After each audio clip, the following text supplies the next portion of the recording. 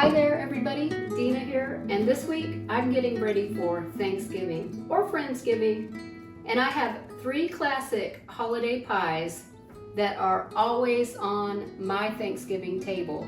These are foolproof recipes that I make time and time again and everybody loves. You don't have to be vegan, but these happen to be vegan. 3 options that are great for your Thanksgiving table this year. But before I get started, please make sure to give me a thumbs up and subscribe to my channel if you like this kind of content. It really helps my channel out.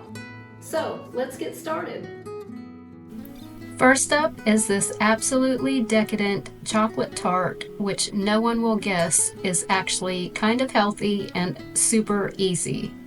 For the crust, I'm just starting with 1 cup of soaked dates, 1/2 cup of chopped hazelnuts, 1 cup of almond flour, 1 tablespoon of melted coconut oil, 1/2 cup of oats, 2 tablespoons of cocoa powder, and a pinch of salt. And I will be writing out all of the measurements and directions for all 3 of the pies in the description box below. So after I have this just pulsed together, I'm going to press it into an 8-inch tart shell, just making sure to press down the sides and get it nice and even so it bakes evenly.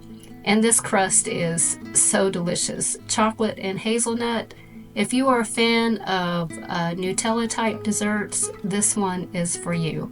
So this just gets baked at 375 for 15 minutes, and then I'll let it cool completely while I make the filling, which is just silken tofu, chocolate chips, and maple syrup.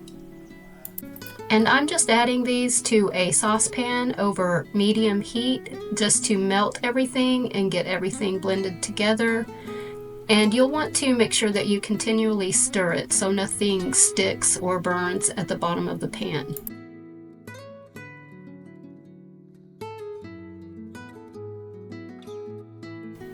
After everything is melted thoroughly, it will still be kind of chunky, but we're going to blend it with a hand mixer until it is super smooth and creamy with no lumps. Just be careful because it is still kind of hot.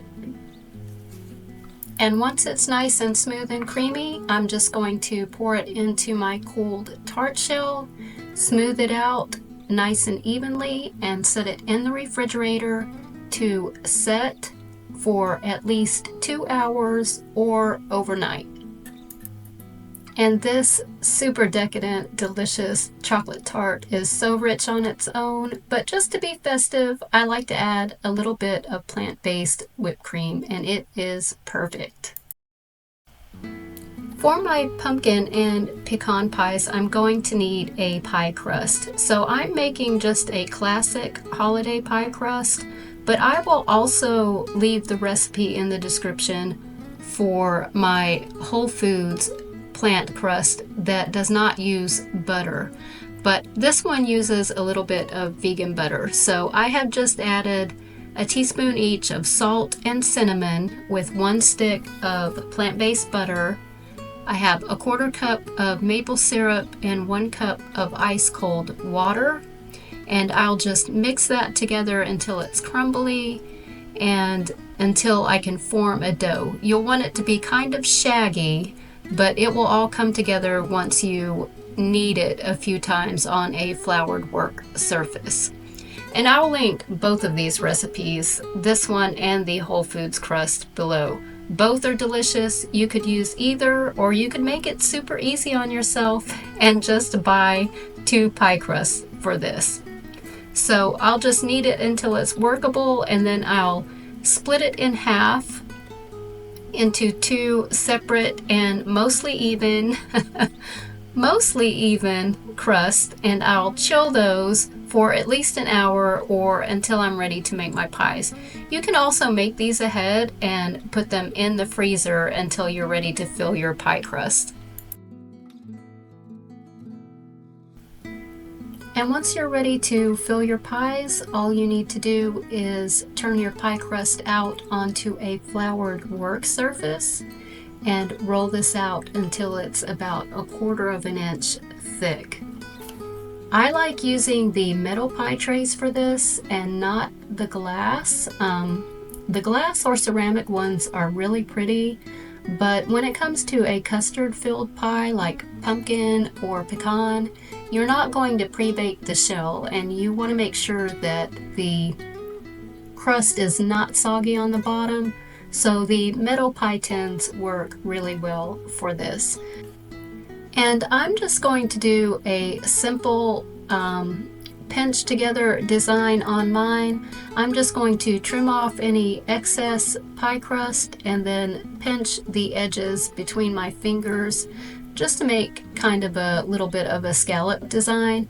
Now you can get super fancy if you want to, but I'm just making it easy on myself. So this will just be set in the refrigerator while I make my filling for the pumpkin pie. And I'm starting with pumpkins that I have grown from the garden.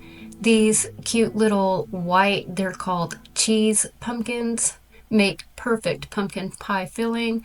Also butternut squash works, as well as just the regular jack-o'-lantern pumpkins that you get from the grocery store. If you can get into these. I'm kind of sad to see them go. They've been so fun and festive as a decoration in the kitchen.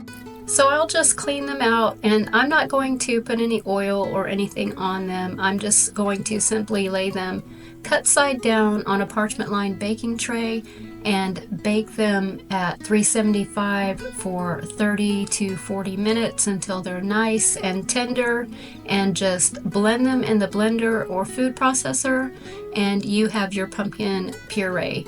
And you can freeze the extra pumpkin puree to have on hand throughout the entire holiday season. And of course you can just use canned pumpkin puree, your favorite brand. I really like the Libby's brand, and you can find that at most grocery stores. So to start my pumpkin filling, I just have 1.5 cups of pumpkin puree, about 1/3 of a cup of maple syrup. I also have a tablespoon of molasses, which adds a real richness to this pie. Don't skip on it. It is like the secret ingredient. And I also have some dark brown sugar, and I have all my spices: salt, ginger, pumpkin pie spice, cinnamon, cloves, and nutmeg. And I also have a tablespoon of vanilla extract. And I have 2 tablespoons of cornstarch, and that will be what will hold our pie together and make it nice and custardy. Another thing that really helps for the pie to set is to use full fat coconut milk. 1 can of full fat coconut milk. So I have tried this recipe with other plant milks, and it just doesn't set up the same. So you'll want to use the coconut milk if you're following this particular recipe. And you'll just blend this together. I'm going to mix it until it's nice and smooth and pour it into my pie shell. And this pie will bake at 350 for 55 to 60 minutes. You'll know when it's done when the custard starts to pull away slightly from the edges, but the middle is still kind of jiggly. And you'll want to let this cool in the fridge for at least 2 hours or overnight. So let's talk about pecan pie. I just cannot have a holiday without pecan pie. It is one of my favorites, and it brings back such good holiday memories for me. When I was a little girl, we had a pecan tree in the front yard, and it was just so amazing to go out in the fall and pick the pecans up so my dad could sit around with us and crack them. We would always have like a big metal container full of pecans every winter, and one of my favorite things, of course, was a pecan pie. Now, it took me a while to get the vegan version exactly right, but this one is amazing. The custard filling sets up so nice, and it's so caramelly and creamy, and I just love it. I hope you love it as much as I do. And I will make sure to write the full recipe in the description box below, but what really helps it set up so nicely is the use of a flax egg and cornstarch.